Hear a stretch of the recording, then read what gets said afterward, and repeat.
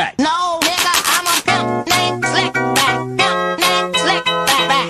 Pimp named Slick Back. Nigga, are you deaf? I'm a pimp named Slick.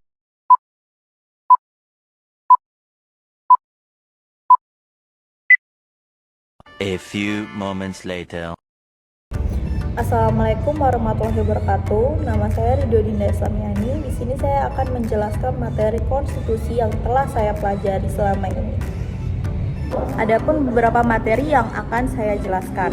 Yang pertama adalah istilah konstitusi, fungsi konstitusi, tujuan konstitusi, perbedaan konstitusi dan konstitualisme, kedudukan konstitusi, fungsi konstitusi, nilai konstitusi, muatan konstitusi, perubahan konstitusi, dan penafsiran konstitusi.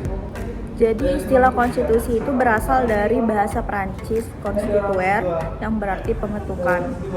Kenapa muncul bahasa constituer yang artinya pembentukan? Karena di setiap kita berbicara tentang konstitusi, kita akan menemukan banyak hal yang dibentuk, seperti pembagian kekuasaan, membentuk sistem pemerintahan, membatasi kekuasaan, dan juga membentuk peraturan. Jadi pengertian konstitusi itu adalah satu hukum dasar negara yang digunakan oleh satu negara untuk mengelola negaranya. Tujuan konstitusi itu adalah memenuhi kebutuhan, membatasi kekuasaan, mengatur undang-undang dasar, dan mengatur ekonomi. Perbedaan konstitusi dan konstitualisme. Kalau konstitusi itu kita berbicara banyak hal yang dibentuk. Sedangkan konstitualisme itu pemahaman bagaimana negara itu dikelola agar sesuai dengan undang-undang dasar. Jadi konstitualisme itu kita menerjemahkan konstitusi.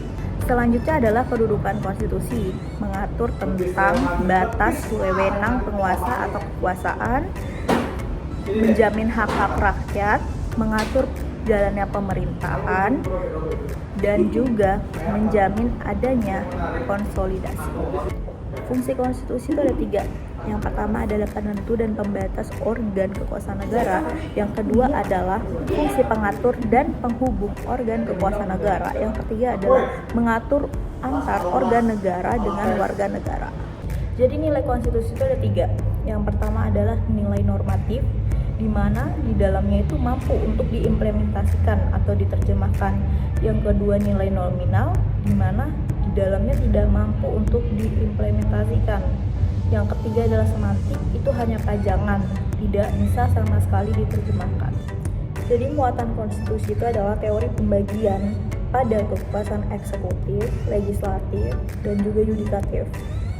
Di dalamnya ada hak warga negara, ada hak pemilihan umum, serta ada mekanisme perubahan konstitusi. Mengapa jaminan perlindungan HAM harus ada di konstitusi? Karena setiap warga negara memiliki hak-hak atas hidupnya. Perubahan konstitusi, kenapa sih perubahan konstitusi itu penting? Karena pemerintahan itu tidak boleh bersifat statis. Pemerintahan itu harus bersifat dinamis. Perubahan seperti apa yang dimaksud? Perubahan yang menata atau mengelola negara menjadi lebih baik. Dalam perubahan konstitusi ada 2 istilah. Yang pertama adalah renewal, yaitu pembaharuan. Yang kedua adalah amandemen, perubahan. Kenapa sih ada perubahan konstitusi? Karena diperlukannya untuk mengubah pasal-pasal yang tidak jelas dan tidak tegas dalam memberikan pengaturan. Konstitusi itu dapat mengalami perubahan sesuai dengan dinamika kehidupan masyarakat. Perubahan meliputi hal-hal seperti aturan tentang anatomi struktur kekuasaan, pembagian atau pembatasan kekuasaan, jaminan perlindungan HAM, kekuasaan kepada rakyat. Jadi konstitusi itu menggambarkan hubungan antara kekuasaan-kekuasaan yang ada di dalam suatu negara. Jadi perubahan ini mempunyai implikasi terjadinya pergeseran lembaga kekuasaan negara. Ada lembaga negara baru, ada lembaga negara yang tetap, dan ada juga lembaga negara yang dihapuskan. Perubahan Undang-Undang Dasar 1945 ini terdapat check and balancing antara eksekutif, legislatif, dan juga yudikatif. Jadi adanya konstitusi ini sangat penting Karena dengan adanya konstitusi kita dapat membatasi kekuasaan negara dan juga kita bisa menjamin hak-hak warga negara sesuai dengan hak asasi manusia. Penafsiran konstitusi. Kenapa sih penafsiran konstitusi itu penting? Agar kita tahu makna-makna pasal yang ada di dalamnya, lalu kita tafsirkan.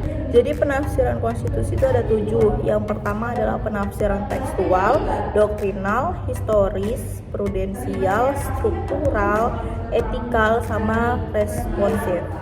Oke, jadi saya akan menjelaskan penafsiran tekstual.